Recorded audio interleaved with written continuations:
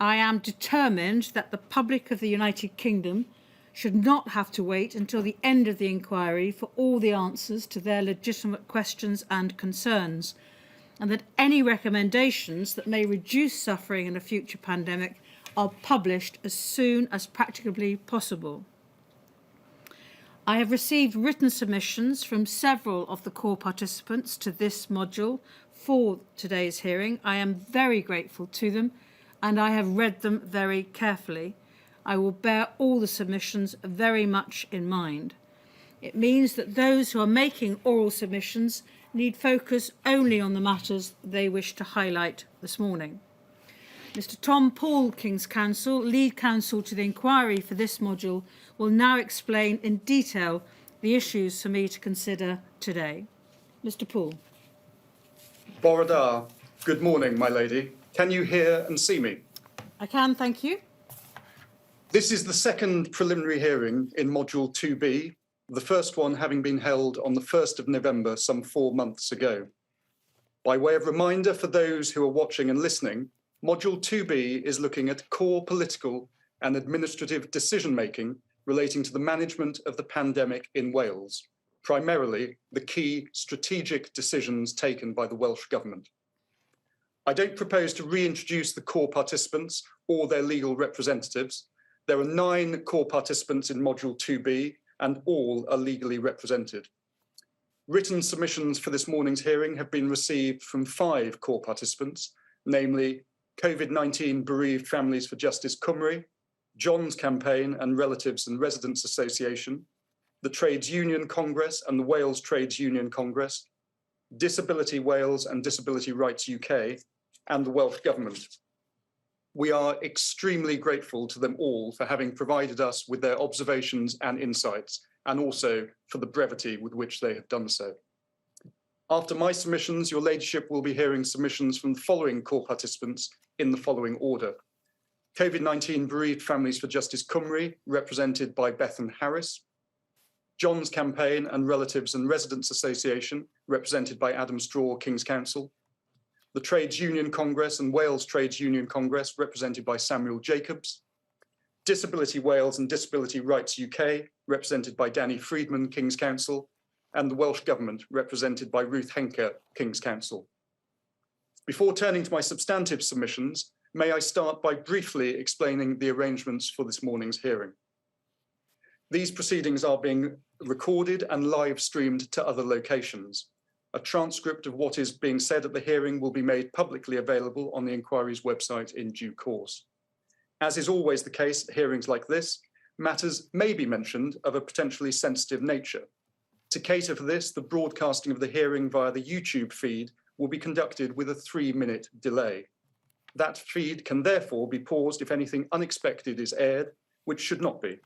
We do not expect such matters to arise over the course of this morning, but I mention this feature so that those who are following proceedings understand the reasons for any short delay, if for any reason that did need to happen.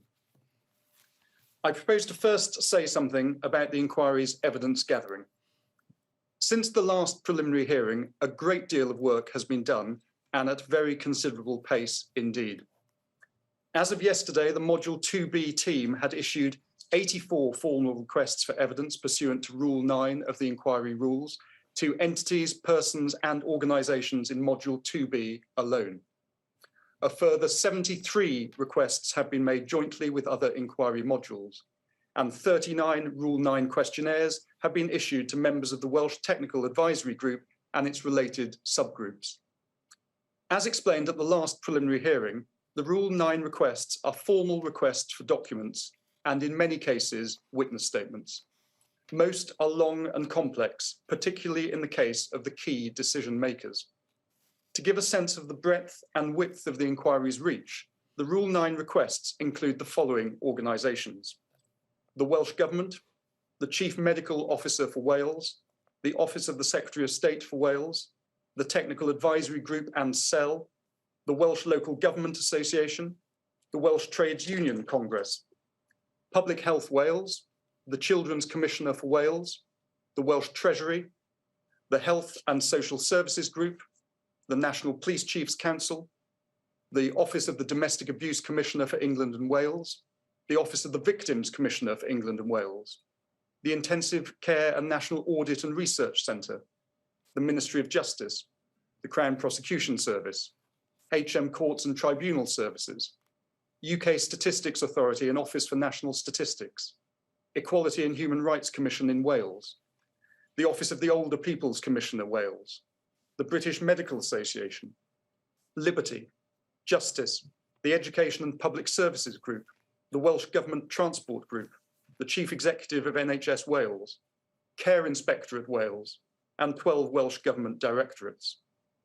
Rule 9 requests have also been issued to a number of individuals, such as senior civil service within the Welsh Government, special advisors to the Welsh Government, individuals from Public Health Wales, and members of the First Minister's Black, Asian and Minority Ethnic Advisory Group.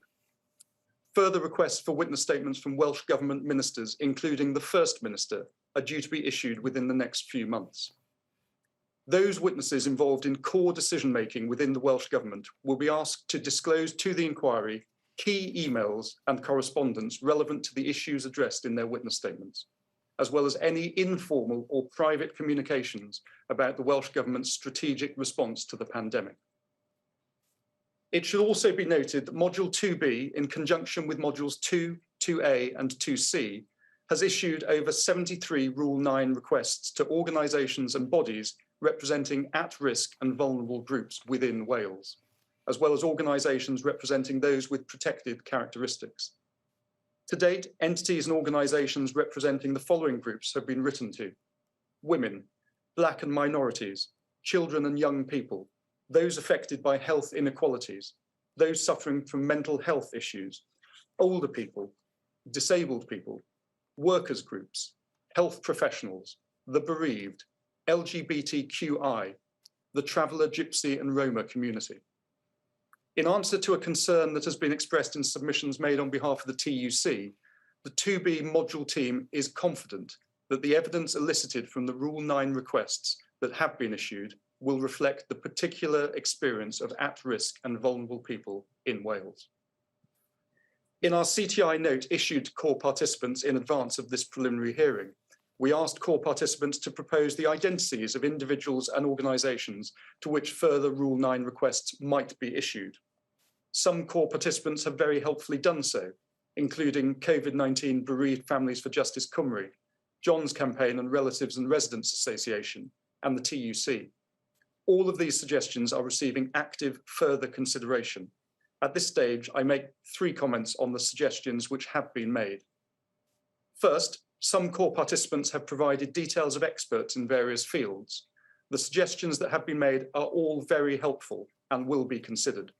The details of the suggested experts' roles, relevant publications, and explanations as to what the core participants think they might add to Module 2B are all particularly helpful. Second, suggestions have been provided as to Welsh ministers, civil servants, and special advisors who might be contacted for individual Rule 9 responses. An analysis has already been done by the module team of key decision makers within and advisors to the Welsh Government, which have been cross-referenced with these proposals. Third, as regards organisations which may be able to provide information about the impact of key political decisions on vulnerable, at-risk and minority groups, various helpful suggestions have been made. For some, whose area of interest is already being covered by other similar organisations, it may be that the possibility of contacting them will be reviewed once those other organisations have responded, and an analysis can be undertaken of whether any additional material is required. This appears to us to be the best way to balance thoroughness and the need to avoid unnecessary expense, as your ladyship requires us to do. The point appears to be well made, in our view, by the TUC and Wales TUC, where they say that some of the national organisations who have been contacted may or may not be able to provide adequate information about Wales, or information specific enough about certain at-risk groups for our purposes. We accept that these possibilities may prove to be right, and we maintain an open mind to contacting other groups if the responses which we receive prove inadequate for our purposes on these or other grounds. I would like to be clear, however, that work has already started on finding out more about the suggested organisations to the extent that they were not familiar to us already. Before leaving the topic of Rule 9 requests, I would like to repeat the assurances that were given by Council to the inquiry at the second preliminary hearing for Module 2, that the inquiry is committed to fearlessly inquire into the impact of the pandemic on at-risk, vulnerable, marginalised and ethnic minority people and groups. Specifically in Module 2B, we will be considering whether the effects of the pandemic and the measures taken in respect of these groups were considered when making core political decisions. It is for this reason that a number of Rule 9 requests have been made specifically to elicit relevant evidence bearing on this issue. In this regard, and generally, I hope that the number of Rule 9 requests and the wide range of organisations, entities and individuals who have received such requests to date provides reassurance that the inquiry is casting its investigative net sufficiently widely. We will continue to provide core participants with monthly updates about our evidence gathering process, including summaries of the Rule 9 requests which have been sent. These updates will also identify future Rule 9 requests that are in the pipeline. I next propose to address disclosure. As explained in the CTI note, each and every document is individually reviewed, sifted for relevancy, redacted where necessary, and then sent back to the document provider for comment. It is fair to say that this process has proved burdensome and problematic. However, in light of the fact that the start of Module 2, and hence Modules 2A, B, and C, have been moved back in light of the delayed start to Module 1, the problem is now less acute. As set out in the CTI note, the inquiry team has undertaken to redact from disclosed materials the names of junior officials where it can be demonstrated that the disclosure of that individual's name is not considered necessary, and by virtue of their junior position, they have a reasonable expectation of privacy. I should, of course, make clear that each redaction which the inquiry, as opposed to the document maker, is required to undertake is provisional and subject to change as a result of the inquiry's own scrutiny of the evidence and any matters raised by the core participants following disclosure to them of the redacted document. The problem encountered by the inquiry is that, given the profusion of policy documents and government emails, there are literally thousands of manual redactions required. In addition, in many cases, it was not possible for reviewers to be sure that the particular name was irrelevant. As such, the process of review and disclosure slowed down considerably. As you would expect, the inquiry team has taken a number of steps which has already sped up the process, whilst ensuring that only irrelevant information is redacted. I mentioned 3 such steps. First, increasing the number of reviewers available each day to review documents. Rest assured that very considerable resources are being directed at this process. We hope that by the time the process is running smoothly, the number of documents reviewed weekly, of which the core participants will receive a portion, namely the relevant material, will run into the thousands. Second, block redacting the headers to emails in the first instance, leaving only the first email in the chain with redactions to specific names where that is required. And third, working towards a more nuanced automatic redaction by the document handling system of email addresses. Nevertheless, I accept that on account of some delays in getting back documents from document providers, as well as the review process, documents have not gone out quite as speedily as we would have wished. We remain determined to disclose documents as soon as we can. To do so, however, we will need the ongoing support from Rule 9 recipients in meeting deadlines and resolving issues promptly when they arise. As acknowledged by the Welsh Government in their written submissions, there have been some delays in the disclosure of ministerial advices to the inquiry team. These are now being provided in tranches and reviewed as a matter of priority, and the Welsh Government has agreed to provide all outstanding ministerial advices by the end of May. We welcome the Welsh Government's statement in their written submissions that they intend to engage fully and work collaboratively with the inquiry to ensure disclosure and statements are provided in a timely and efficient manner. As of yesterday, Module 2B will have disclosed 473 documents from the Welsh Government, Public Health Wales, and the Office of the Secretary of State for Wales. We anticipate disclosing approximately 500 further documents during the coming weeks. Turning next to the issue of parliamentary privilege, which is not an issue that need detain your ladyship. The issue was raised in CTI notes for modules 1 and 2 and addressed in our CTI note for this module out of an abundance of caution, so that core participants could understand the general approach that the inquiry is likely to take. However, as your ladyship ruled in your 17th February ruling in module 1, there are no issues of principle that require determination given the practical approach adopted by the inquiry.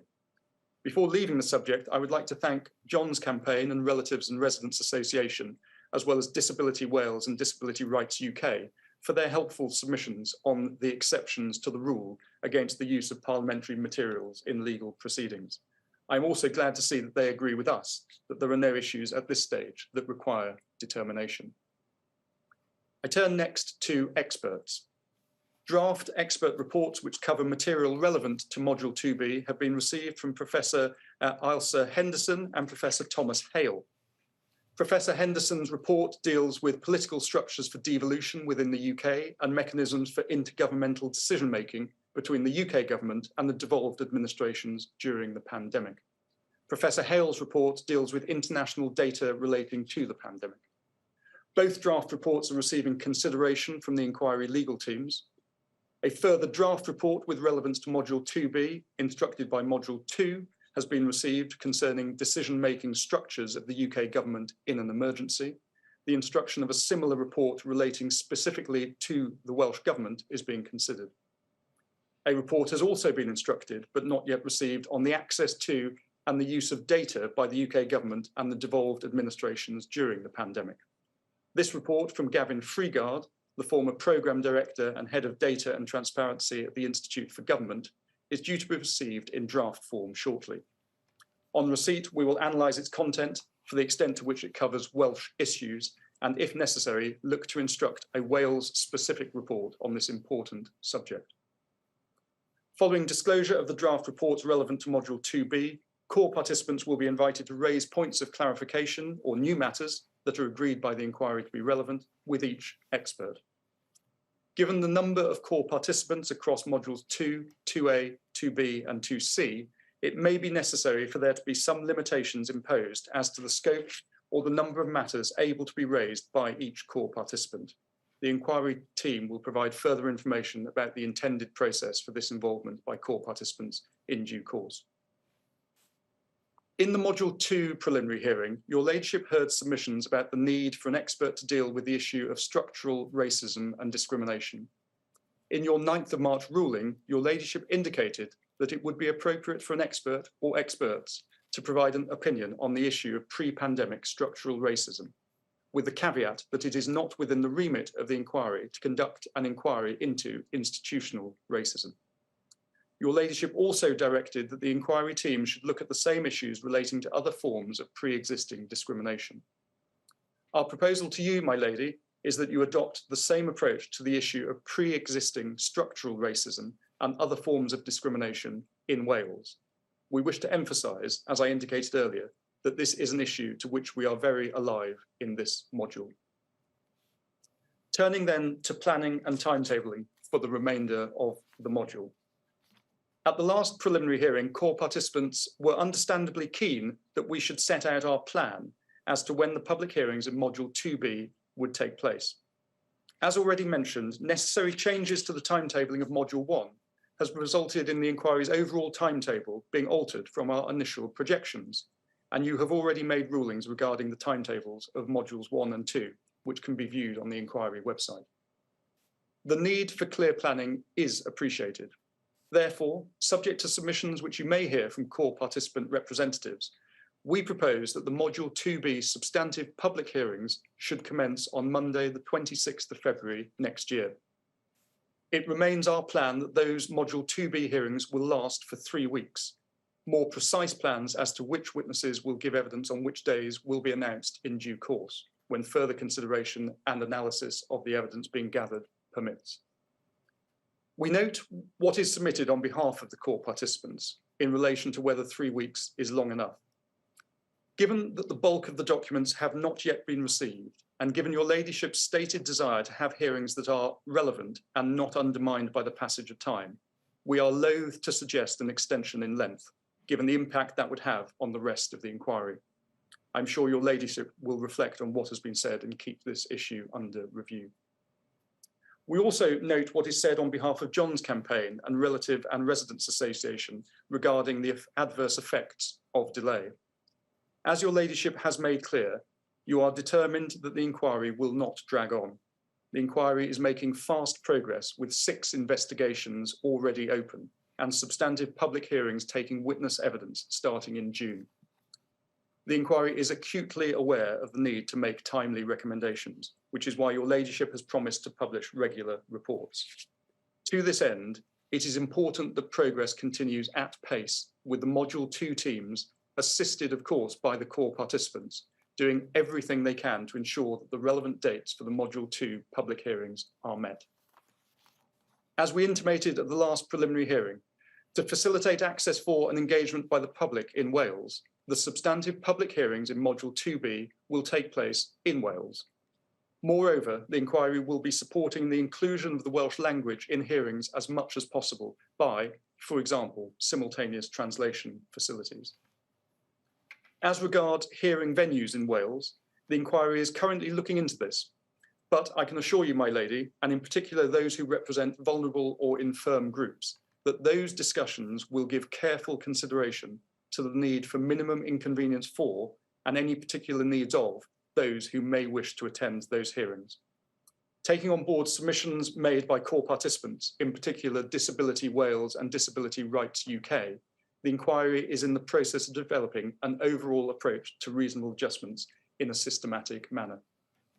For those who cannot or do not wish to attend in person, the intention is that those hearings, like these, will be live streamed online and transcripts made publicly available via the inquiry's website.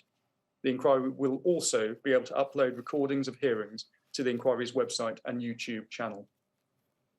Before that time, the work of the inquiry in preparation for those hearings will continue. There are a number of planned events in order to maximise the involvement of core participants and ultimately to assist in the fulfilment of the terms of reference. Before outlining our current thinking in that regard, it is worth pointing out that we consider it inevitable that there may be slight variations in the way in which we propose each Module 2 and its submodules be conducted, both with regard to the issues within each investigation, which may differ in each of the 4 nations of the UK, and the way in which the procedure might best serve each of those issues being addressed. There may be a number of legitimate reasons for this, such as the timing of the hearings, practicality, the different issues which fall to be addressed in each part of the UK, both generally and at the hearings, the number and variety of material providers and decision makers, the volume of material, and the number and interests of the core participants, which are different in each of the 4 sub-modules. Though such differences may occur, consistency in the treatment of each of the 4 nations of the UK is, in our submission, achieved by the broad consistency of the outlined scopes in each, and the commitment in each to important underlying principles, such as the need to permit participation in the process by those who've been accorded core participant status, which is reflected by each module providing means by which core participants may participate beyond what is laid out in the inquiry rules. It is intended in the first instance that we will distribute a list of issues which we intend to address in Module 2B. In the first instance, we propose that this will be issued to the core participants, who will then be invited to provide comments and suggested alterations and additions to the list of issues. The list will be a refined version of what issues we think arise for determination by the inquiry in Wales, under each of the provisional outline of scope for Module 2B paragraphs. The list of issues will draw on the extremely helpful suggestions that have been made by many of the core participants. In addition to suggestions in correspondence, John's campaign and Relatives and Residents Association, as well as Disability Wales and Disability Rights UK, have made helpful suggestions in written submissions ahead of this hearing. These, as well as other suggestions made by the core participants, are being actively considered. I do not propose now to deal with those detailed issues raised, but welcome the further engagement of core participants on this topic. In your ruling of the 9th of March, issued after the second preliminary hearing in Module 2, you directed that Module 2 should produce a list of issues by the 28th of April. We propose that you should direct this to happen for Module 2B by the 12th of May. I turn next to the Rule 10 process. As far as questions for witnesses are concerned, core participant representatives are aware of the provisions of Rule 10 and the procedures laid out there for the questioning of witnesses, which will be primarily conducted by counsel to the inquiry, and the opportunity which is set out there for applications to be made for questions to be asked by core participant representatives, in particular under Rule 10.4. In addition to the procedures laid out in the rules and to the proposed list of witnesses for Module 2B public hearings, which we will share with core participants in due course, it is intended that core participants will be provided with an opportunity to suggest areas and lines of questioning which will be covered with each witness. In your ruling issued after the Module 2 preliminary hearing, your ladyship described an informal route by which core participants could seek to persuade the inquiry team that there are issues that are of such centrality that they must be raised in the course of the witness's evidence. In Module 2B, we also intend to adopt a similarly informal approach, details of which will be provided to core participants when we get nearer the time of those substantive public hearings. When providing those details, we will also seek to address the questions raised by core participants in their written submissions, such as those raised on behalf of John's campaign and Relatives and Residents Association regarding the distribution of evidence proposals, Disability Wales and Disability Rights UK regarding, amongst other things, the time scales for receiving and commenting on evidence proposals, and the TUC and Wales TUC on the questioning of, by core participants of witnesses. As well as the various procedures we currently have in mind, all of which are designed to maximise progress and also core participant involvement in the inquiry's work, we propose a third preliminary hearing for Module 2B should be held in November this year. At that hearing, a full update can be given on progress and plans for the public hearings, which would then follow in about 2 to 3 months' time later. We note the suggestion made by the Welsh Government that the third preliminary hearing should take place after the conclusion of the substantive hearings for Module 2A. In our opinion, this would be too late to allow for meaningful engagement by core participants and input in respect of a substantive public hearing starting in late February next year. Turning next to Every Story Matters, which is the name that will be given to the inquiry's listening exercise through which individuals will be able to communicate to us their experiences of the pandemic. It is part of the work of the inquiry that it will gather and assimilate the accounts of people across the UK about the impact of the pandemic on their lives. Such is the breadth of human experience of the pandemic, this is really the only way in which the inquiry can ensure that record is made of the accounts of those who wish to participate. In response to submissions made in Module 1, further information was made available in the inquiry's March newsletter about the detailed plans for the exercise. This newsletter can be accessed on the inquiry website.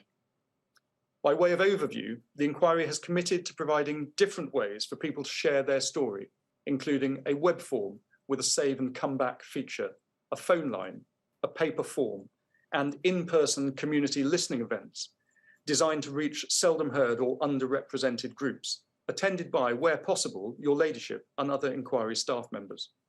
These listening events will be launched later this year, and I should add that there will be an ability to participate in different languages, including Welsh. The inquiry has committed to adopting a trauma-informed approach to the listening exercise and will provide emotional support. Experiences will be gathered and analysed by experts in research and analysis, not by media communications firm. Reports will be produced for each relevant module investigation and will be submitted as evidence to be disclosed to core participants and published as part of the hearings for each module of the inquiry. The way we plan to gather people's stories will help the inquiry obtain as broad an evidence base about the impact of the pandemic as possible, to assist it in reaching robust findings and recommendations which take account of both cause and effect. The inquiry team is grateful to all those who have recently participated in the webinar on Every Story Matters on the 15th of March, and for all of the feedback which has been received in response to that exercise. The inquiry is particularly grateful for the feedback received from John's campaign and Relatives and Residents Association in their written submissions. The detail of this feedback and other such feedback will be taken on board for future webinars and communications about Every Story Matters, in particular regarding the participation of individuals with non-verbal communication needs. The inquiry team acknowledged the importance of Every Story Matters hearing from a diverse range of people who have been impacted, and further details will be provided in due course. I turn finally to commemoration. In order to fulfil its commitments to commemoration, the inquiry has consulted widely on this issue. The result is that you, my lady, have decided a tapestry should be created as a physical installation. Each panel will be created by a different artist working with a particular community or communities to develop it. The intention is for the first panels to be unveiled at the UK's Hearing Centre in time for the first substantive hearings in Module 1 in June this year. These panels will be transportable to wherever we hold hearings in the UK, so that people in Wales will be able to see them if they attend a hearing in person. It is also planned that impact videos providing relevant insight into the harm and suffering caused by the pandemic will be shown at the start of each substantive hearing session. This will include the Module 2B substantive hearings in Wales. I would like to make special mention to the Welsh COVID bereaved who have worked with the inquiry team to pilot the first tapestry panel and shared their stories on camera last week, which will form part of our impact films to be played in June. I hope what I have said brings those with an interest in Module 2B up to speed with the developments in our investigation and progress, and sets out a roadmap as to how we intend to progress matters going forward up to the point of our substantive public hearings in Wales next year. As already indicated, a further preliminary hearing for Module 2B is likely to be held in November this year, though I would reiterate that there will continue to be formal and informal opportunities for core participants to contribute to the work of the inquiry. May I again, on behalf of the Module 2B team, offer our thanks for the helpful contributions made by the core participants to this hearing and the continued contribution of core participants and other material providers to the work of the module, which proceeds at pace, but thoroughly. Unless at this stage, my lady, there are any further matters with which I can assist you, those are my submissions. Diolch, Mr. Paul. I'm very grateful to you. Thank you. And I think it's now time to call on Ms. Bethan Harris. Good morning, bore da. Bore da.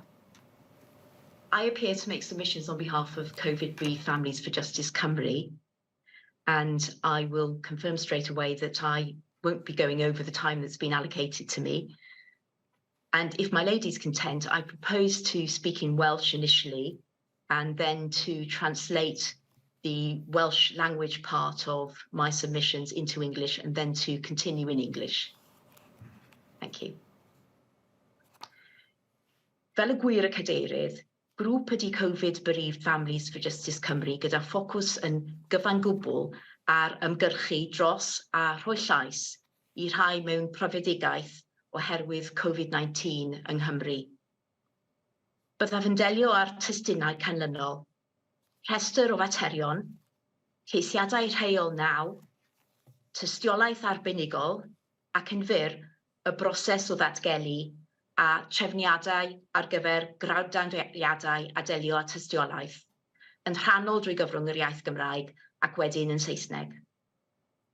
A rwy'n ddiolchgar iawn i'r cyflwyniadau y cawsom yn barod y bore yma sydd wedi helpu yn sylweddol tuag at trin y testunau yma. Yn gyntaf, y rhestr o faterion.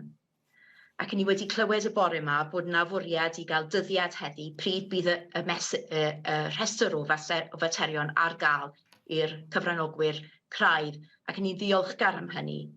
Felly, beth dwi am i'w wneud yw i annog bod y rhestr yma yn cael ei ddarparu i'r cyfranogwyr cyn gyntaf ac sy'n bosib, ac ni'n gwybod bod ymdrechion yn cael ei wneud tuag at hynny. Fe welon ni yn barod y rhestr dros dro o faterion ar gyfer modiwl 1, ac mae hynny wedi bod yn gymorth mawr. Mae'r ddogfen yn gynhwysfawr ac yn ddefnyddiol. Felly, drwy wahodd i'r ymchwiliad i gynhyrchu rhestr o faterion dros dro yng nghyswllt modiwl 2B cyn gyntaf ac sy'n bosib, hoffwn hefyd gwneud yr arsylwad Unwaith bod gan y cyfranogwyr craidd y rhestr o faterion, mae'n bosib I baratoi yn llawer mwy effeithiol. Ac hefyd, mae'n bwysig I gael y rhestr oherwydd I ni am wneud yn siŵr bod ni'n gallu edrych ar y rhestru ar gyfer modiwlau sy'n cydberthu'n â'i gilydd. Ac gwneud yn siŵr nad oes unrhyw testunau sy'n cysylltiedig hefo'i gilydd sydd yn mynd I syrthio rhwng y modiwlau gwahanol. Mae'n bwysig iawn bod ni'n sicrhau bod materion sydd yn bwysig yn ymwneud â Cymru ddim yn mynd ar goll rhwng y modiwlau gwahanol. I droi nawr at beth dylsyd cynnwys yn y rhestr o faterion ar gyfer modiwl 2B. Yn ein cyflwyniadau ysgrifenedig, rydym wedi nodi rhai o'r materion mae Covid Bereaved Families for Justice Cymru o'r farn sy'n bwysig i'w cynnwys yn modiwl 2B. Sef, yn arbennig, 1. Sut ac I ba raddau wnaeth Llywodraeth Cymru a Llywodraeth y Deyrnas Unedig ryngweithio a chyfathrebu a rhannu gwybodaeth hefo'i gilydd, yn arbennig gwybodaeth wyddonol ac arbenigol. 2. Beth wnaeth Llywodraeth Cymru yn wahanol? Camau a gymerwyd neu a na gymerwyd, a oedd yn wahanol i'r rheini a gymerodd Llywodraeth y Deyrnas Unedig. Rydym wedi gweld awgrymiad synhwyrol a wnaed yng nghyflwyniadau'r ysgrifenedig y mudiadau am bobl anabl, sef I arbenigwr I greu nodyn dros dro yn crynhoi gwahaniaethau allweddol rhwng rheolau a penderfyniadau a wnaed gan y naill lywodraeth. Ac mae'r grŵp dwi'n ei gynrychioli yn cytuno byddai mantais mewn cael dogfen o'r math yna a byddai'n darparu man cychwyn i'r tystiolaeth a'r dadansoddiad i'r rhan yma o fodiwl 2B. As my lady is aware, Covid Bereaved Families for Justice Cymru are a Wales-focused group dedicated solely to campaigning for and giving voice to those bereaved due to COVID-19 in Wales. I propose to address you on the scope, the Rule 9 requests, expert witnesses, and then briefly on disclosure and arrangements for evidence and hearings. First, with regards to scope, we've heard the helpful submissions from the Council to the inquiry this morning, and the aim that a list of issues will be made available by the 12th of May. We welcome bringing forward the provision of the list of issues and the provisional list of issues for comments. That would be as soon as possible. And we note that the provisional list of issues that has been made available in relation to Module 1 is a very comprehensive and helpful document. We note also that by having such a document, it enables progress to be made much more quickly in preparation for the main hearing. And inevitably, modules are interrelated, and it's only when we have the lists of issues for closely related modules so that we can look at them together and compare them, that we can be sure that issues concerning Wales have not fallen between the gaps. This is a subject upon which we've also made submissions in relation to Module 3. As to what the issues should include to be on that list, in the written submission on behalf of the COVID bereaved families, we've highlighted some of the matters that the group consider are important to include in this Module 2B.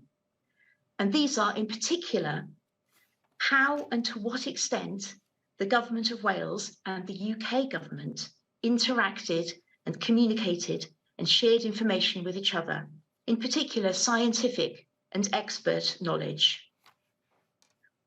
And what the Welsh Government did differently, steps taken or not taken that differ from those of the UK Government. We've seen the helpful suggestion in the written submissions on behalf of the disabled people's organisations, there should be a provisional note summarising the key differences in regulations and decisions. And those whom I represent endorse having such a document, which, as regards this aspect of Module 2B, would be a good starting point for the evidence and analysis. Turning now to Rule 9 requests. The main submission on behalf of the bereaved families is as to the importance of including vulnerable and at-risk groups to whom Rule 9 requests are made, and to include within those groups, groups representing older people in Wales.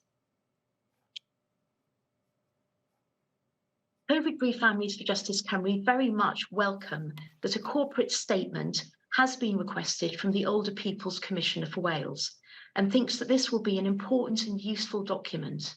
But the group wishes to make the point that it is, of course, important that there are different perspectives as well that are sought from a wider group of organisations working on the ground. As regards Rule 9 requests, we, of course, have seen the monthly updates from the CTI, and they provide very helpful information about the groups upon whom Rule 9 requests have been served. And we've heard also the very reassuring submissions that have been made this morning as to the further service of Rule 9 requests and the attention that's given to vulnerable and at-risk groups. Our concern is that, as has been mentioned, that groups that speak on a nationwide basis may not be able to pay sufficient focus to Wales. And we know that the CTI has heard that point and taken it on board. We are also concerned as to whether there are sufficient groups upon whom Rule 9 requests have been served within Wales that are Wales-specific groups that are focused on older people. And we ask that consideration is given, as I know it will be, having heard the reassurance from the inquiry this morning, that consideration will be given to the list that we have suggested, which includes at least one group relating to older people in Wales. I wish to make some further points about the position of older people in Wales in order to highlight the importance of bringing forward evidence about this group of the population in Wales.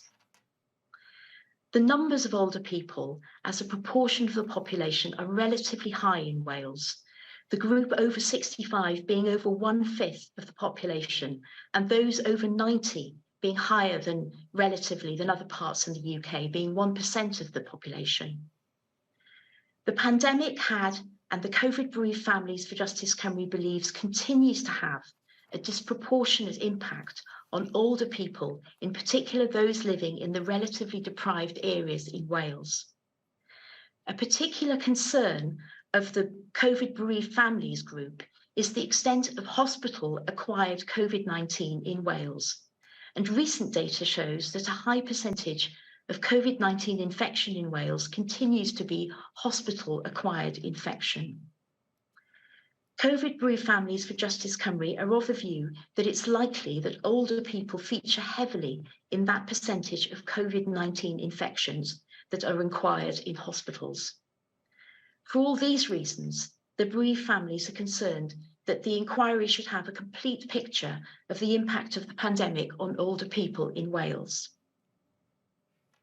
I'd like to touch on that matter again when I deal with expert evidence. And turning now to expert evidence, there are two matters upon which I'd like to address the inquiry. We call on the inquiry to instruct an expert to report specifically on the devolved decision-making structures in Wales and how they interrelate, including in an emergency situation. And we have heard what the CTI submissions have said this morning, and that they are considering such a report to be brought forward. And we are very reassured by that consideration, and we endorse it. The Welsh perspective and the impact of devolution on the competency and the resilience of the Welsh Government does need to be properly explored in our submission and properly understood in this inquiry. And this report would provide an essential evidential foundation from which the issues of concern to the inquiry can be explored and developed in relation to Wales. This is particularly so given that there will inevitably be limited time for the oral hearing. Put simply, it saves time to have such a report. There is a need, we submit, for detailed expert evidence such as this, focusing specifically on the Welsh perspective as regards devolved institutions. And we've drawn attention in our written submissions as to how, when matters are dealt with at a national level, there does tend to be an emphasis on UK-wide institutions and English institutions rather than those of the devolved nations.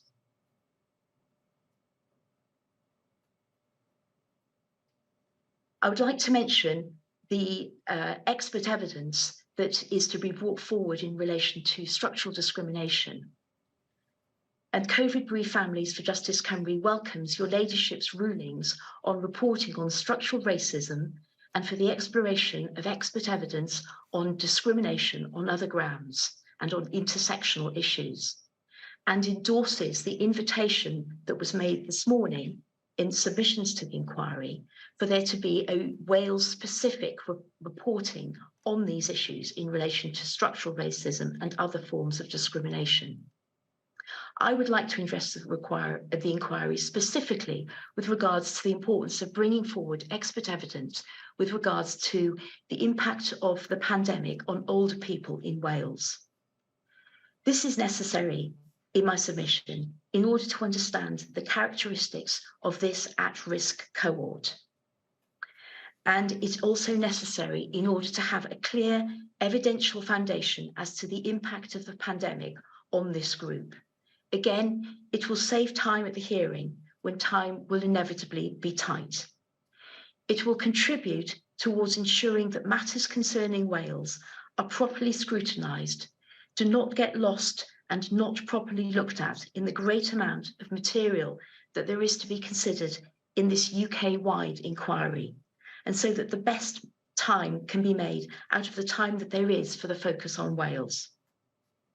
Again, we would like the opportunity as a group to communicate with the inquiry with regards to suggestions for a suitable expert to deal specifically with the older people dimension. Turning briefly to disclosure. We've heard that the inquiry team is, of course, doing its best to deal with disclosure as quickly as possible, and we encourage them, of course, to continue to do so, and we're very grateful for those efforts. With regards to the hearing timetable, we have heard this morning that it's proposed that the length of the hearing will be 3 weeks. That, of course, is a positive development, and nevertheless, there is concern amongst those in the group whom I represent about there being sufficient time for the scrutiny that is required as a result of this hearing in Module 2B. There is a deep concern on the part of the group that it's proposed to cover the impact and handling of the pandemic within what was 2 weeks, but even now 3 weeks. The group is concerned that this may not allow for adequate scrutiny nevertheless, even with the extra time. There is no other inquiry for Wales, the First Minister having, of course, refused a Wales-specific inquiry akin to the Scottish Public Inquiry in reliance on this inquiry.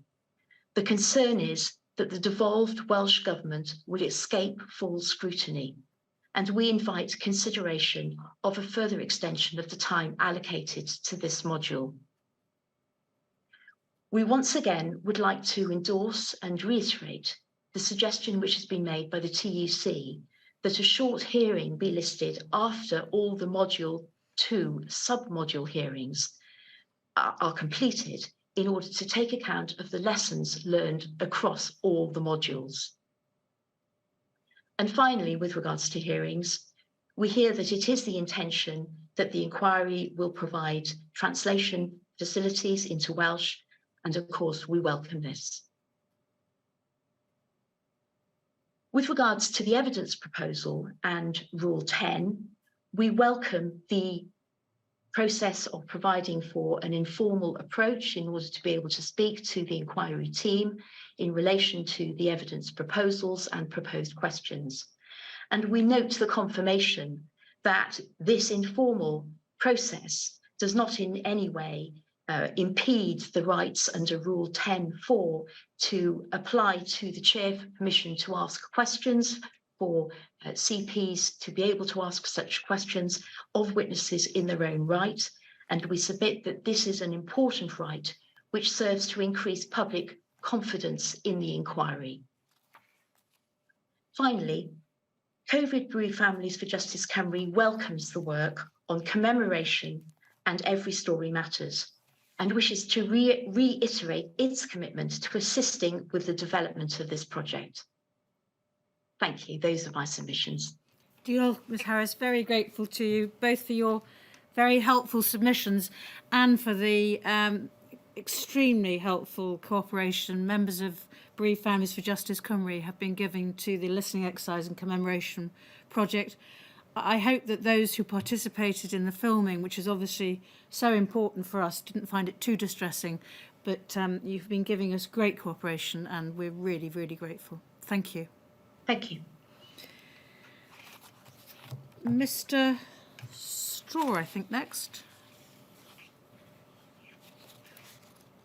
Mr. Straw, King's Counsel. Good morning. Can you hear me, my lady? I can, Mr. Straw, thank you. Thank you. Bore da.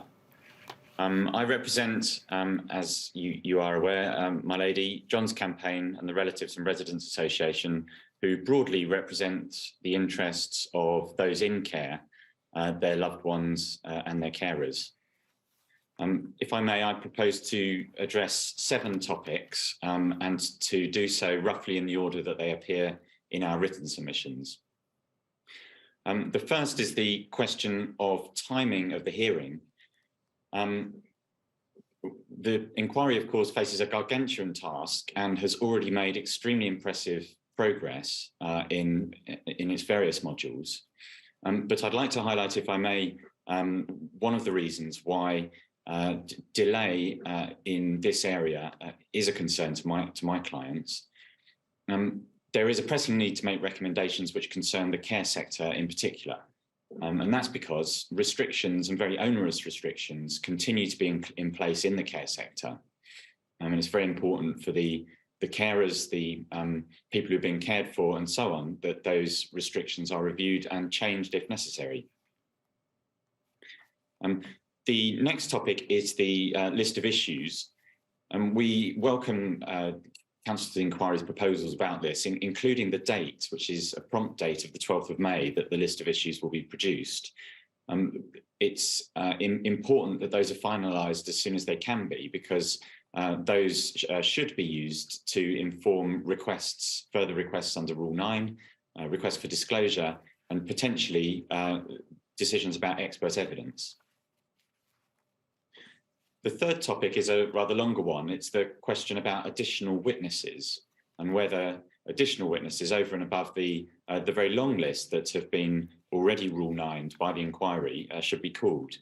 In our written submissions in paragraph 7, we touch upon this issue, but note there that we're taking instructions in light of the recent disclosure about whether additional witnesses ought to be Rule 9'd. And we have now taken instructions about that and have some more detail we can put forward about our suggestions. We will write a letter with this detail in it to make sure that it's all entirely clear and in writing. But I hope it assists just to go over our suggestions at this point. Our main concern is the issue of the extent to which the care sector featured or should have featured in core decision making. Now, I'm sure that won't be controversial, not least because in the letter granting our clients CP status, my lady, you said that our clients were well placed to assist the inquiry in Module 2B as to whether those interests, those whose interests we represent, including those requiring care and those providing such care, were considered as part of the process of core political and administrative decision making in response to COVID-19. But I hope it helps just to briefly say, let's briefly summarise a few of the reasons why it's important that the interests of those in the care sector were considered in respect of core decision making. The care sector was really at the sharp end of the pandemic response. That's in part because those in the care sector were among the most vulnerable in society. But it's in part because the need for care meant that the restrictions which were then imposed in many cases denied people the treatment, the care, the support, and the company that they so dearly needed. There's another reason why the care sector should have had an important part in core decision making, which is it had a knock-on effect for a number of other areas of government. For example, decisions as to whether people could be discharged from hospital often depended on the availability of care outside hospital. The current proposals by counsel to the inquiry as to which witnesses will be called relevant to the issue of care, core decision making in Wales appear largely to be in Annex A to the update note in December 2022 under the heading of older people. Now, three of those, Age UK, Care England, and the National Care Forum, appear to us to be England-based and to not to include Wales. So it appears to us that they have relationships with Welsh equivalents, but don't necessarily cover that. The fourth proposal in CTI's older people category was the Home Care Association. We understand that that is a UK-wide body. It's an important body, but it's relatively limited, so it covers home care providers. With that context in mind, we have a number of further suggestions for additional witnesses which cover care and Wales specifically. So the first of them is Age Cymru, which is, as we understand it, the equivalent to Age UK in Wales, so it covers those needing care. Secondly, Care Forum Cymru. That's, as we understand it, the equivalent to the National Care Forum, but the Welsh version, and that's representing providers. Thirdly, the Carers Trust Cymru, or alternatively Carers Wales, and that's a body which represents unpaid carers. The fourth suggestion we have is Professor Adam Gordon. So he's a suggestion for an expert witness in this area. He's a professor of care of older people at the University of Nottingham. He was the author of the British Geriatric Society guidance on COVID-19 in care homes, and will provide a CV so that the inquiry team can consider him and make decisions about that. Sticking with expert evidence, in paragraph 12 of our written submissions, we made suggestions for two other experts. I hope it helps if I briefly mention those. The first of them is an expert about the issue in paragraph 8.3 of our written submissions. That is the issue of the extent to which core decisions were evidence-based. For example, whether evidence was obtained about the adverse impact of non-pharmaceutical interventions and how that fed into core decisions. And we've suggested Professor Carl Hennigan as an expert in that area. The second expert suggestion is relates to the issue in paragraph 8.4 of our submissions. This is the extent to which individual autonomy, individual rights and capacity were taken into account in making core decisions. And we've suggested Dr. Lucy Series gives evidence about that. She has expertise in law, policy and medicine, so may be well placed to assist the inquiry on that point. So that's additional Rule 9s. The fourth issue, which I'd like to turn to, if I may, is further questions to existing witnesses or further requests for disclosure.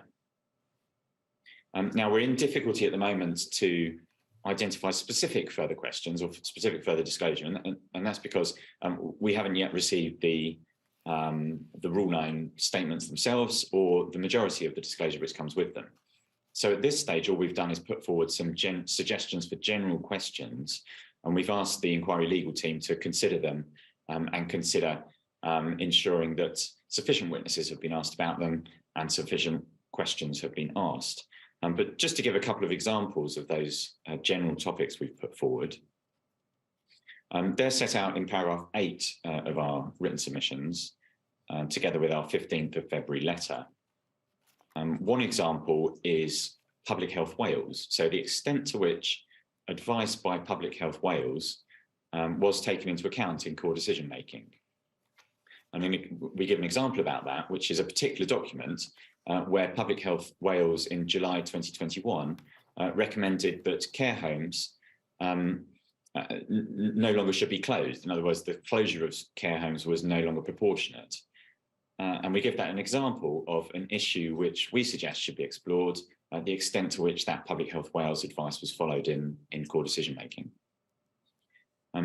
Another example is in paragraph 8.2 of our written submissions, which concerns the balance between what's been called direct harm and indirect harm in core decision making. Direct harm is defined, as I understand it in the disclosure, as being the harm that comes from COVID, whereas indirect harm is the harm that comes from the response to it, so the measures that have been put in place to protect people from COVID.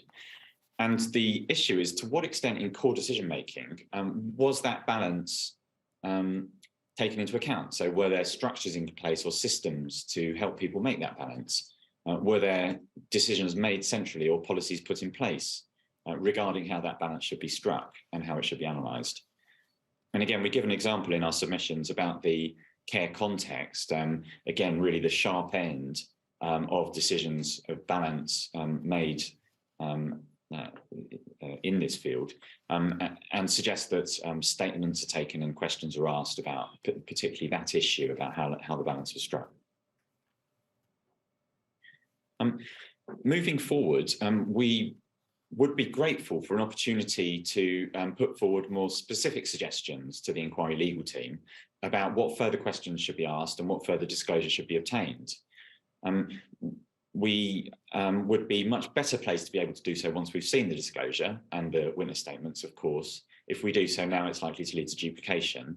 But we propose that once we receive the first bulk of witness statements and disclosure, then core participants at that point have an opportunity to make suggestions to the inquiry legal team as to what further specific questions should be asked.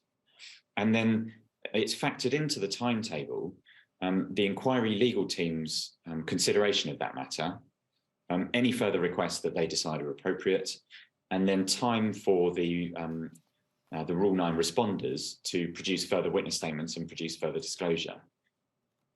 It may be difficult to do it at this stage, but we suggest consideration is given to timetabling those various steps. So the production of the first round of disclosure to us, our responses to it, specific questions raised by us, CTI's consideration, and then responses by the Rule 9 individuals. I hope it helps at this stage just to give a couple of examples of the type of specific questions which we may ask in order to illustrate the sort of process that we're proposing. One broad issue that we've raised is the extent to which in core decision-making, existing legal and regulatory duties were taken into account. And one quite specific topic in that context concerns the Welsh Government dementia strategy. This was a strategy brought in before the COVID response. And the question is, to what extent was that taken into account in core decision-making?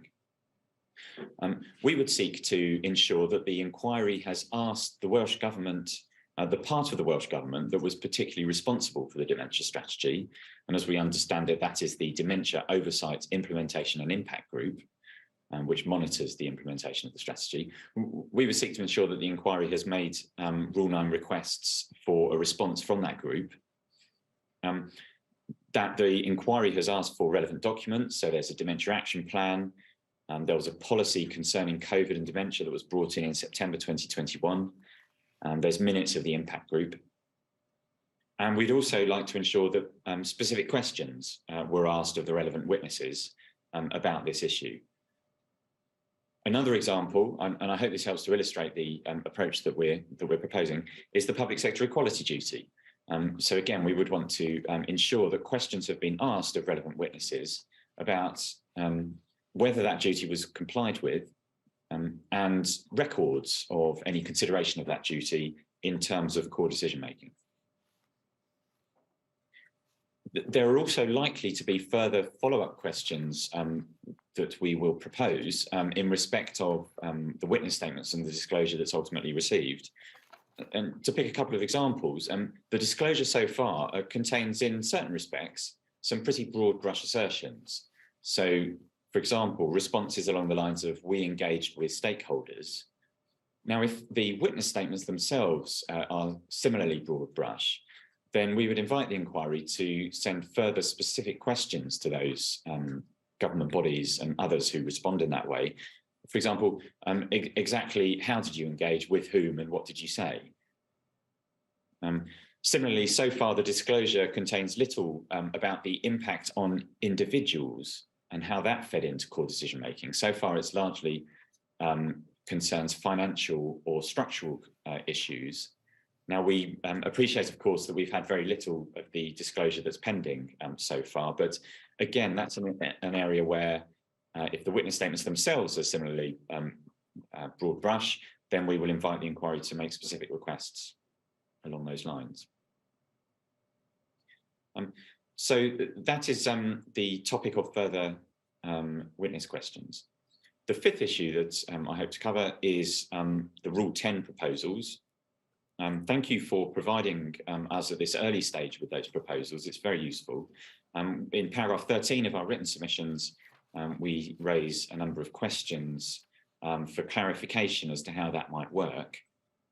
Two examples are as follows. Firstly, the process that's been proposed largely concerns preparation in advance, but often the most important questions will arise during the witness's own evidence or during evidence given shortly before that witness. And we invite the inquiry to ensure that some process is brought in to ensure that the core participants can effectively participate in those sort of later stage questions, so that they can propose questions that arise from the witness's own evidence or evidence that's given shortly before it. Now, it may be, and in our experience, we find that it often is the most effective and efficient way of doing that, simply to give core participants an opportunity to ask their own questions, provided, of course, they're limited to exactly what's come on the day. But at the very least, we invite the inquiry to consider that matter. And another example of the issues of clarification is about expert topics. So it may be that some of the topics that's going to be put to witnesses, core participants, particular core participants, have a special expertise in that topic. For example, it may be about disability, and you may think that the disability groups are best placed to ask those questions. And we would ask the inquiry team to consider, at least, whether, in certain respects, core participants might be asked to put questions in the first instance if they have a special expertise. The sixth topic is another short one. It's parliamentary privilege.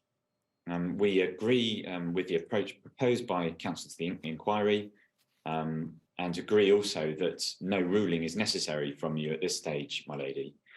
But in our submissions, we drew attention to a few of the exceptions that arise to the ordinary rule against parliamentary privilege. The main reason for doing so at this stage is really to encourage the people who are going to be responding to the inquiry's request for information about this area to be open and thorough about it. As we explained there are a number of exceptions, if it comes to it, to the parliamentary privilege rule, which may be relevant to this inquiry. The last area concerns the listening exercise. In module 3, we made submissions about the listening exercise, which I don't propose to repeat here, other than just to briefly summarize. So our submissions firstly sought clarification on how the listening exercise will inform the evidence sessions. And the main reason for that is to encourage people to engage in the listening exercise. People are much less likely, as far as we understand it, to engage if they think there's no point doing so. And so we sought clarification as to how it may inform the evidence.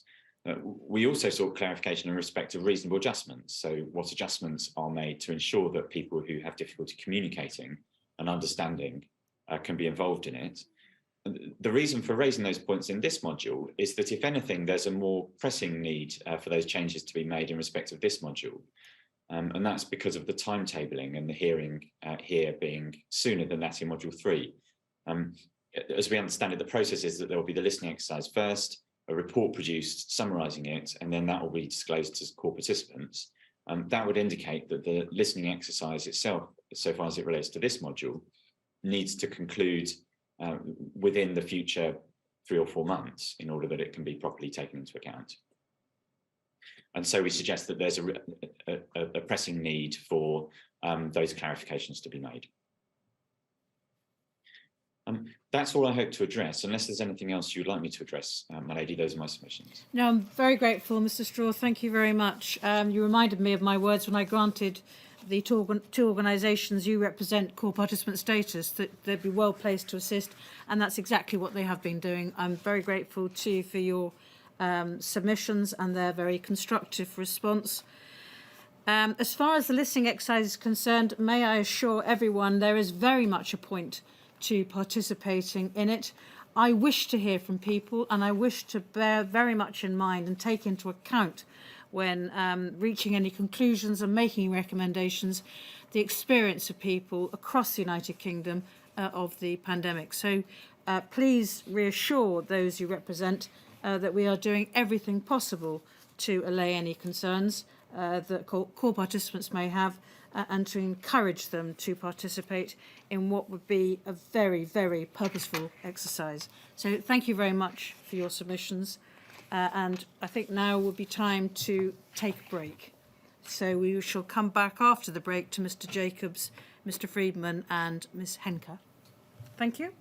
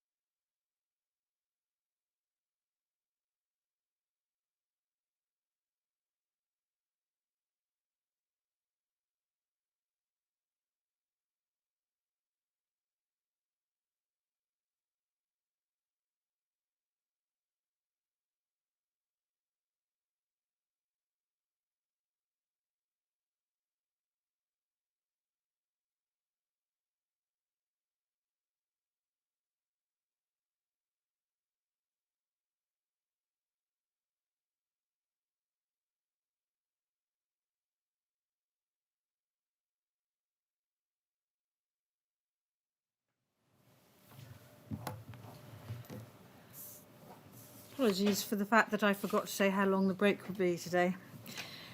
Right, I think now it's time to call on Mr Jacobs for the Wales Trade Union Congress. Good morning, my lady Borodar. I represent the Trades Union Congress, the TUC, and also the Wales Trades Union Congress. The TUC in this inquiry seeks to bring forward the voice and experiences of the 5.5 million individuals who make up its 48 member unions. That includes members who live and work in Wales. The Wales TUC is part of the TUC. It represents in the region of 400,000 workers in Wales through its affiliated unions. Those member unions span an array of sectors, all of which were affected by the pandemic. The members of the affiliated unions include a very significant number of key workers who provided vital services, who kept people in Wales cared for, fed, able to access basic goods and services they needed to live, and tended to them when they were sick. For the purposes of this module, the Wales TUC has provided a detailed response to a Rule 9 request from the Module 2B team. My lady, for the purposes of these oral submissions, I'm going to emphasise just a few points from the written submissions. Of course, I stand by the remainder. The first issue that I'm going to turn to is the timetabling for the final hearing. As I understand matters, it remains the case that 14 hearing days are timetabled to consider the core political and administrative decision-making in Wales throughout the pandemic. With some time allocated for submissions, it is perhaps just 12 or 13 days of oral evidence. It is presently the only hearing stated to be taking place in Wales and focused exclusively on the pandemic in Wales. Without a list of issues or the opportunity to review any witness statements, it is of course difficult to meaningfully submit as to how long precisely the hearing needs to be. But we can say, however, that to us, 14 days seems extraordinarily short. As we see it, there are really two difficulties. The first is a problem of appearance, of it appearing that the Wales hearing is the poorer relative of more robust consideration given in relation to Westminster decision-making in Module 2. There is also, secondly, the problem of being able to meaningfully test an array of complex issues in a mere 12 or 13 days of evidence. An inquiry of this scale, which does have a compelling need to progress speedily, must inevitably proceed with taking a significant proportion of evidence in writing rather than orally. That is understood. Even so, the current estimate appears to us to be problematically short. As you will have seen in our written submission, for the present, what we ask is that whatever practical arrangements the inquiry is making for the hearings in Wales, it retains scope for extending it. It may be, however, my lady, that you decide instead to grasp the nettle now and extend the timetable. Perhaps realistically, that will be inevitable. When it comes to the next preliminary hearing, we will have a significant number of witness statements before us, perhaps a deluge of documents, and it may be very helpful to know in advance of that preliminary hearing, rather than after, whether there is scope for extending the timetabled hearings. In relation to the next preliminary hearing, Mr. Paul has indicated this morning a proposal that it be held in November of this year. We say that seems to be eminently sensible. We agree that any later would be too late, with a substantive hearing starting at the end of the following February. My lady, I turn to Rule 9 requests. In relation to evidence sought from bodies relevant to at-risk and vulnerable groups, you will have seen the concern raised in writing from the TUC and the Wales TUC as to Rule 9 requests made across the 4 parts of Module 2 and the importance of seeking Welsh-specific evidence. All I will say about that now is that counsel to the inquiry, from remarks made this morning, has clearly heard the point, and we are very grateful for that. For the present, I say no more, other than if there is a need in due course to make further Rule 9 requests of Welsh bodies, we will, of course, assist where we can. The inquiry has already sought expert evidence on the arrangements for devolution from Professor Henderson, as we have heard. In our written submission, paragraph 10, we suggested that there would be value in obtaining a report specifically on Welsh devolution from an expert who is specifically immersed in the Welsh specific issues. And we note with interest that an identical suggestion has been made by the COVID-bereaved Families Cymru. For our part, we suggested Professor Emyr Lewis from Aberystwyth Law School, who was recently appointed on a panel of experts advising the Independent Commission on the Constitutional Future of Wales, and has given evidence to UK and Welsh parliamentary committees on devolution. The COVID-bereaved Families Cymru have made a different suggestion as to the identity of the expert, and we note that with interest. And from our perspective, it is the principle of seeking such evidence about which we have a particular strong view, rather than who that person may be. I turn then to the importance of seeking in this module Rule 9 evidence from the Health and Safety Executive. We have previously invited Rule 9 evidence from the Health and Safety Executive, the HSC, in Module 2 and indeed other modules. And we understand that the Module 2 team is now doing so. That is welcome and important. The HSC is the GB-wide regulator for health and safety at work.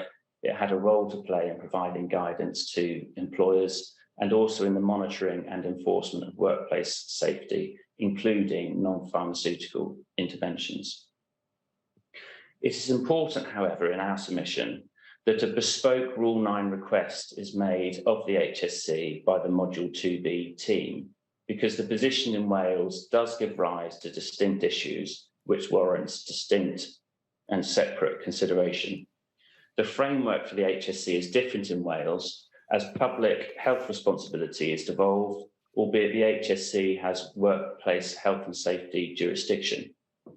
The Welsh Government emergency public health legislation gave powers to the police and local authorities to enforce social distancing in all premises, and the HSC and local authorities were responsible for local enforcement arrangements for the emergency legislation complementary to health and safety law. The Wales TUC highlighted during the course of the pandemic a lack of coordination in ensuring workplace safety. Partly in response to those concerns, the Welsh Government set up a health and safety forum for Wales, which brought together the HSC, local authorities, employers and the Welsh Government in an attempt to improve regulation in Wales.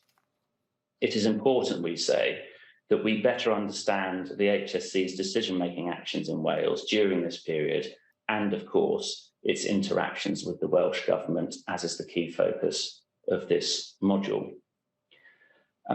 We say a specific Rule 9 is important not only to capture those specific issues, but there may also be a need for evidence from the HSC at the final substantive hearing, and it may well be that the HSC witness best placed to give evidence in relation to Wales, initially via a Rule 9 response, but also in oral evidence, may not be the same witness best placed to give evidence in relation to England and interactions with Westminster.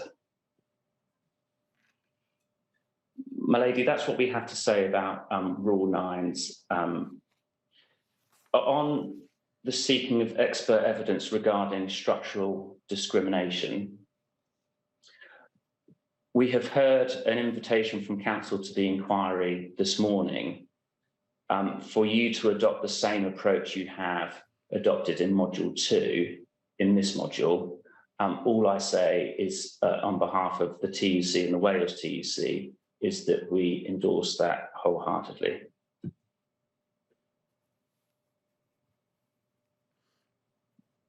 My lady, one issue that we have raised previously, and I do raise again, it is what we have described as strand tying submissions.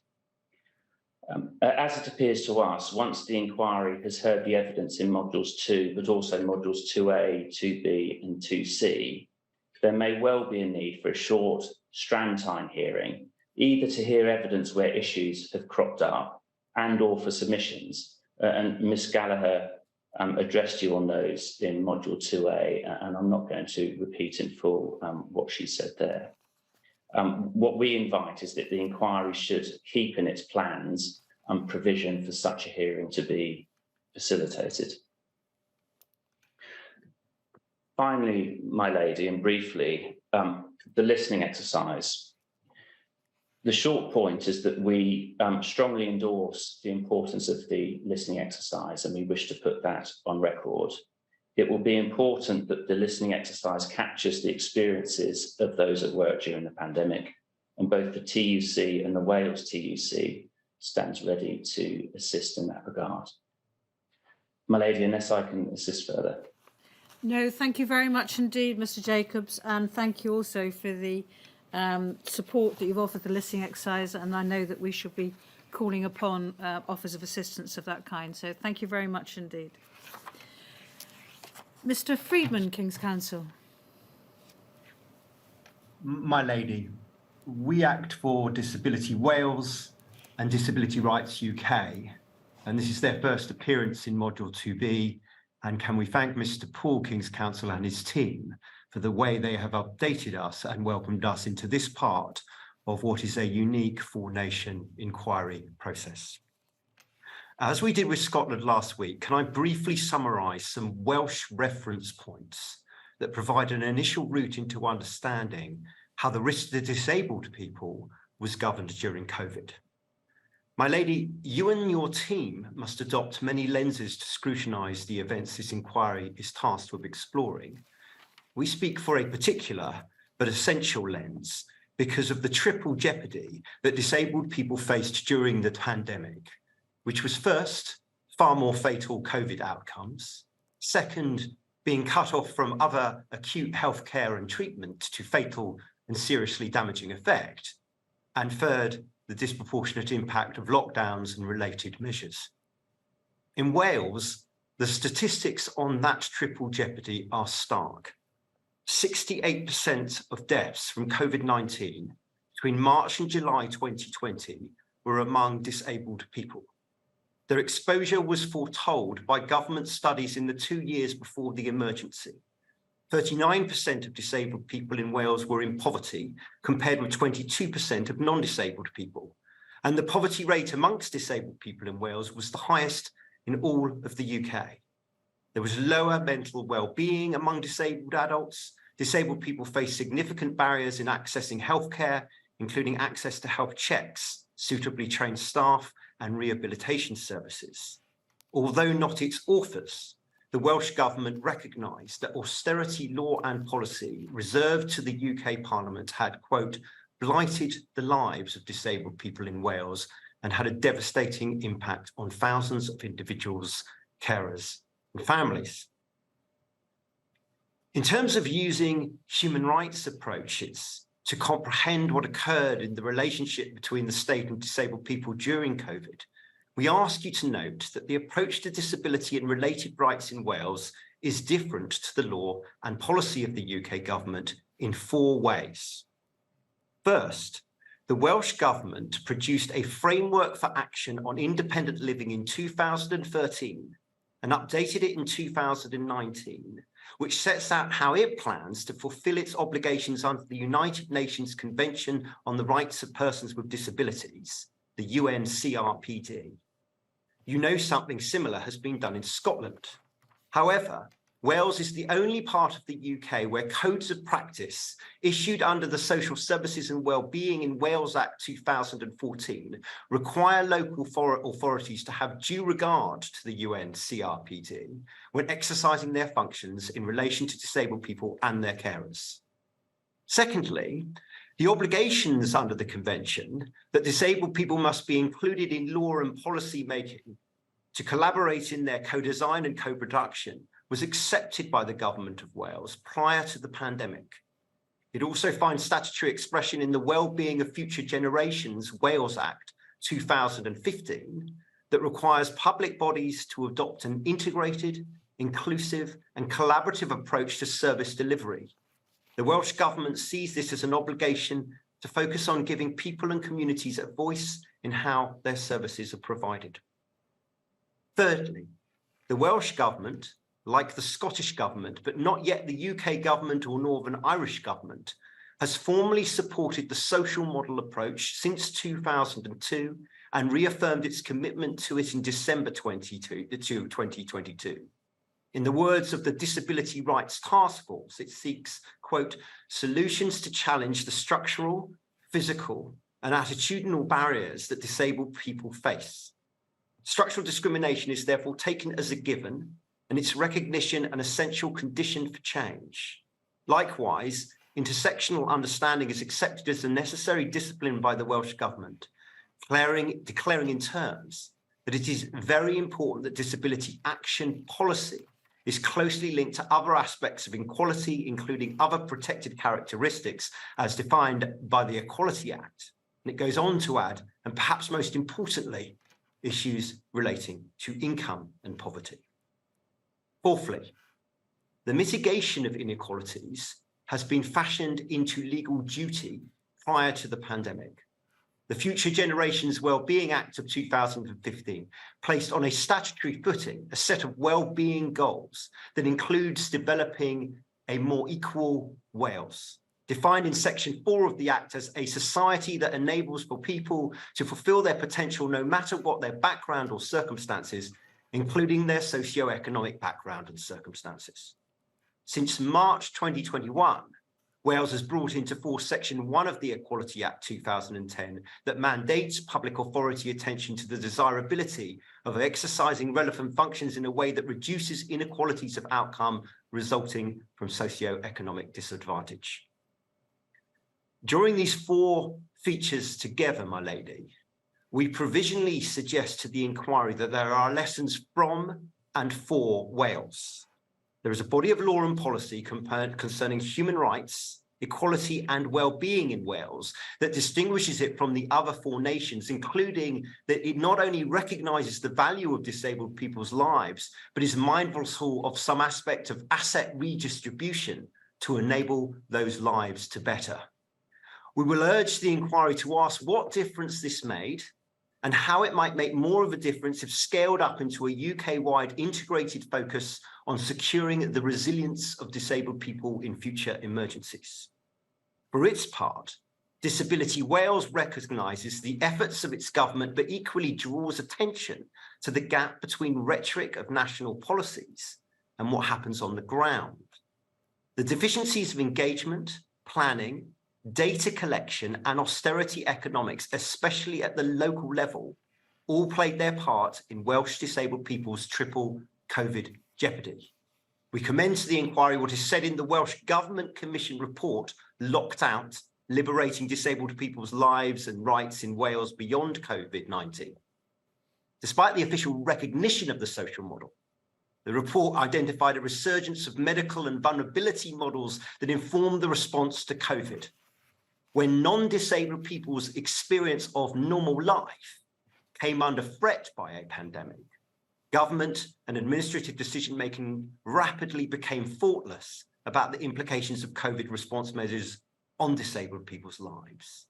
As the Locked Out report puts it, this kind of thoughtlessness helps to illustrate a much more pervasive problem, the way taken for granted ableist assumptions dominate in decision-making but can have life-limiting consequences for disabled people.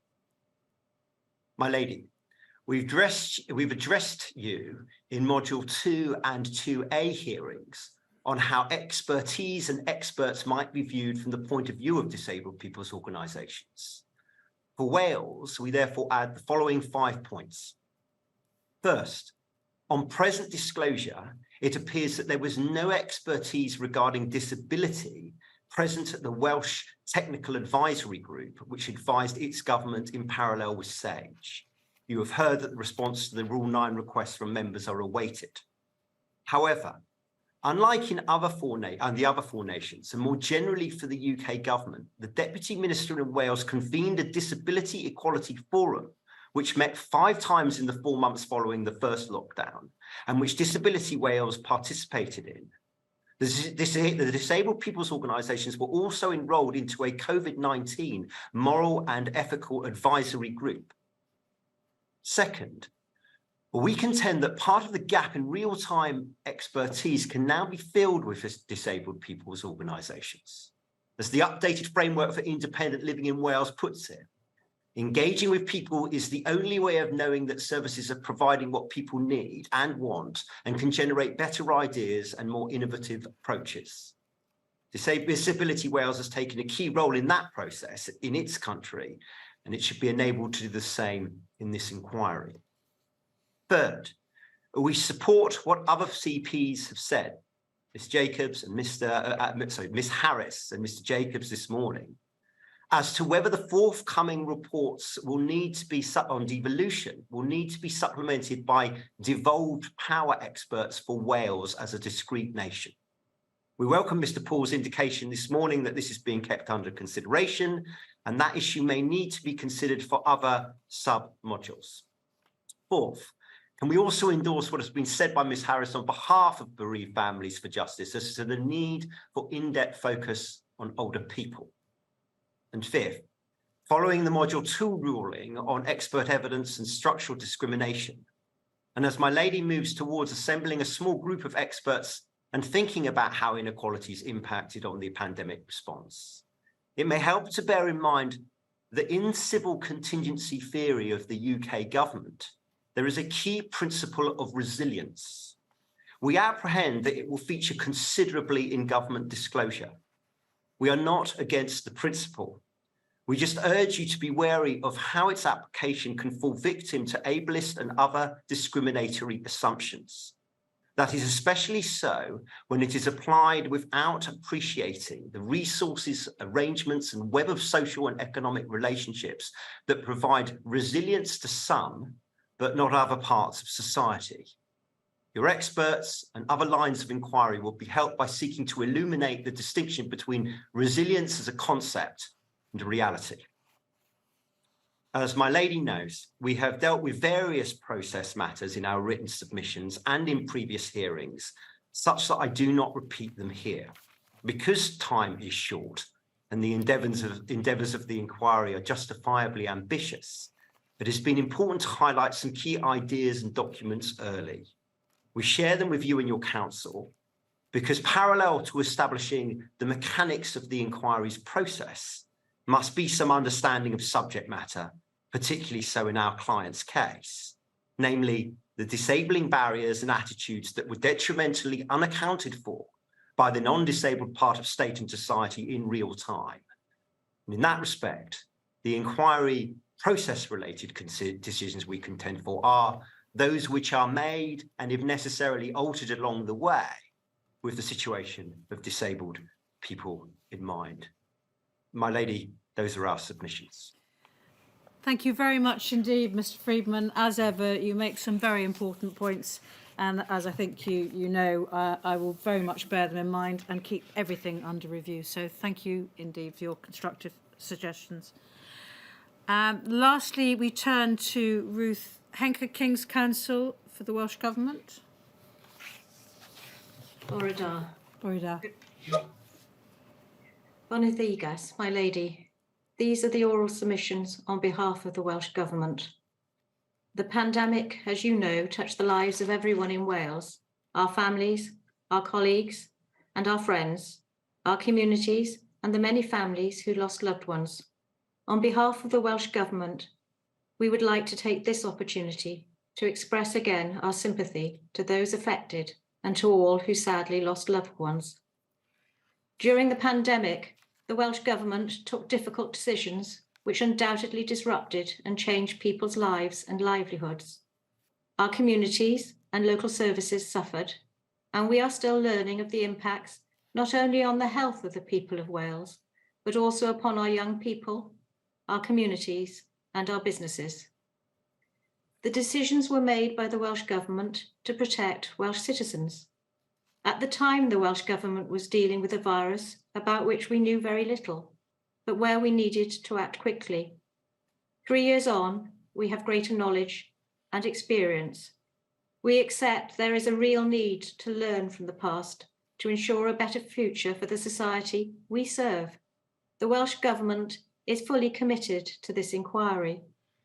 To date, the Welsh Government has filed with the inquiry 10 draft Rule 9 statements. Having read the written submissions filed by the other core participants, we thought it might be helpful if we set out briefly that the drafts filed to date include a draft of a statement volunteered by the First Minister, as well as draft statements in relation from the Director of Legal Services, a draft statement from the Permanent Secretary, from the Chief Medical Officer, a combined draft statement from TAG and TAC, a draft statement in relation to HSSG, a draft statement on behalf of the Welsh Treasury, a draft statement from the Director of Property and Ethics, a draft statement in response to the NHSW request, and a draft statement from Dr. Jill Richardson, who was during the period under scrutiny by this inquiry, seconded to the Welsh Government. The Welsh Government is currently working on a further 20 Rule 9 requests, and a further tranche of Rule 9 draft statements will be served in accordance with the pipeline which we have been able to agree with the inquiry and for which we are thankful. Responding to Council to the inquiry's opening submissions on the impacts on others, the Welsh Government would invite the inquiry to consider seeking further Rule 9 statements from Wales-based organisations. We have listened carefully to the submissions on this topic already made by the other core participants. We support those suggestions and would add to those that they have suggested, faith groups in Wales and those in Wales who advocate for those at risk from violence and domestic abuse. Further, the Welsh Government wished to highlight to the inquiry the statutory role in Wales of the National Advisor for Violence Against Women, Domestic Abuse and Sexual Violence for Wales. The Welsh Government supports the Welsh TUC submission in relation to the Health and Safety Executive and consider that a Rule 9 request directed to them would assist the inquiry's process. The Welsh Government accepts that initially problems with technology hindered the process by which ministerial advices were disclosed to the inquiry. Those problems, as well as initial operational difficulties, have been overcome. The Welsh Government apologises to the inquiry for the delay that was caused, and through me wishes to assure the inquiry that it is doing all it can to make up for lost time. As at today's date, 514 ministerial advices have been disclosed to the inquiry. In addition, over 4,000 documents are with the inquiry. A pipeline of disclosure into the inquiry has been established, and I can tell the inquiry on behalf of the Welsh Government that approximately 800 other ministerial advice documents will be disclosed by the end of the week, and a further 400 before the end of term. In Wales, the relationship between the state and the citizen is one of co-production. It is accepted that a high trust and effective public service works best when the person using a service is seen as an asset, not as a problem to be solved. The Welsh Government acknowledges and embraces a reciprocal relationship between the contributions of the public service and the service users.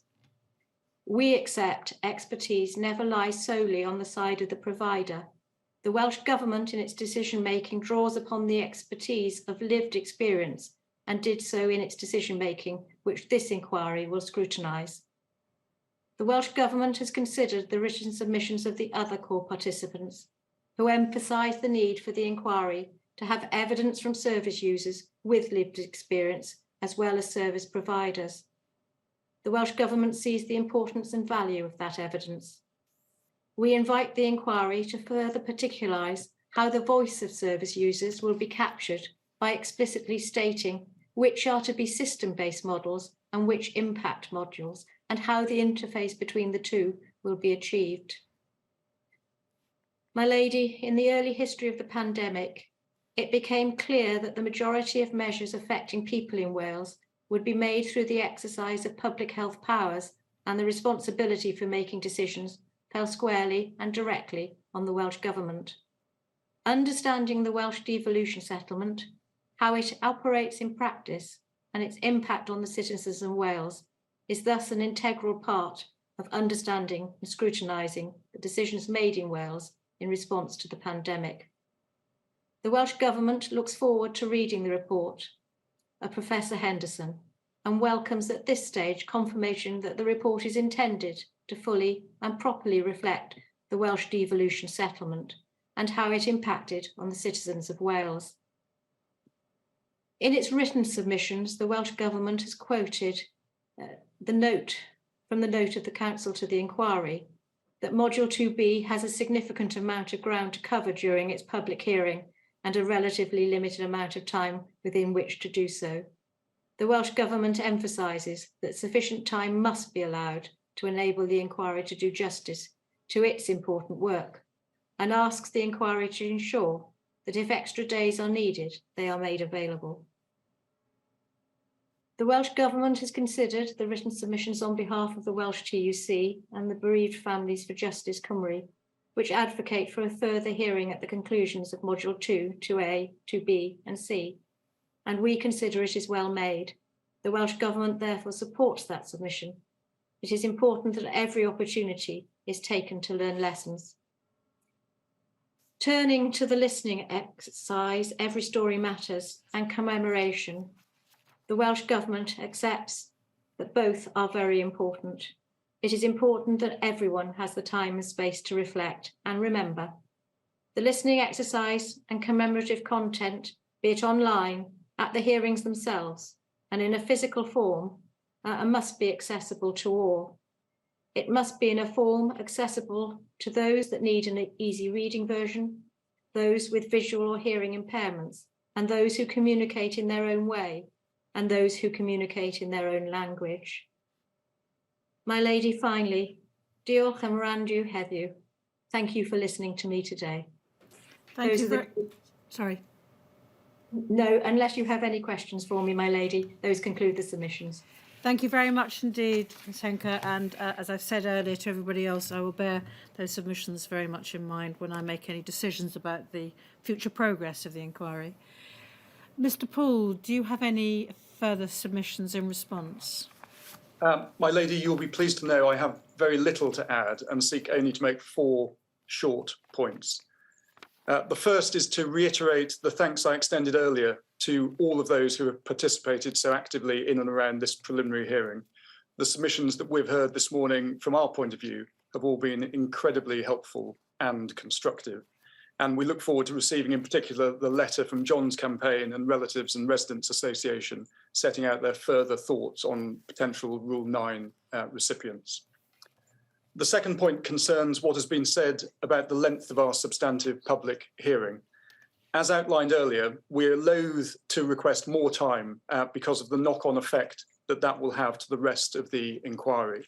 The best way, in our view, to try and deal with the situation is early core participant engagement. And as I outlined earlier in my submissions, the various ways we intend to ensure this is done and that this is done effectively. The third point concerns the Rule 9 process. We've heard what has been said that some of the national organisations who have been contacted may or may not be able to provide adequate information about Wales or information specific enough for certain at-risk groups for our purposes. As I explained in my earlier submissions, the Rule 9 process is an iterative process. As we receive Rule 9 responses, these will be analysed, and at that stage, a decision taken as to whether further and/or additional evidence is required, and if so, whether that should be from more Welsh-specific organisations. The fourth point concerns what was described by Mr Jacobs on behalf of the TUC as strand tying, namely considering, comparing and contrasting the key decision-making in the 4 nations of the UK. As to this, I would simply like to acknowledge that this is a matter of considerable importance. This inquiry is uniquely placed to be able to derive information, reach conclusions and make recommendations based on the different approaches taken by the 4 nations of the UK.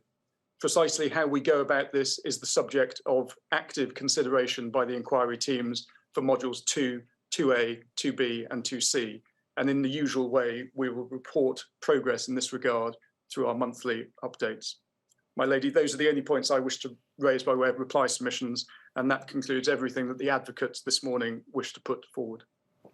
Thank you very much, Mr. Poole. As I said earlier, I am very grateful to everyone for their help and for their offers of continued help in the future. We're going to need that help if we are, as I said earlier, to meet the ambitious timetable. But having seen such a constructive approach adopted by all the core participants in their written and their oral submissions, I remain optimistic that we can conduct both a thorough and a timely investigation of the issues that are of significance for the people of Wales. So thank you everybody for attending, making submissions, or indeed just watching online.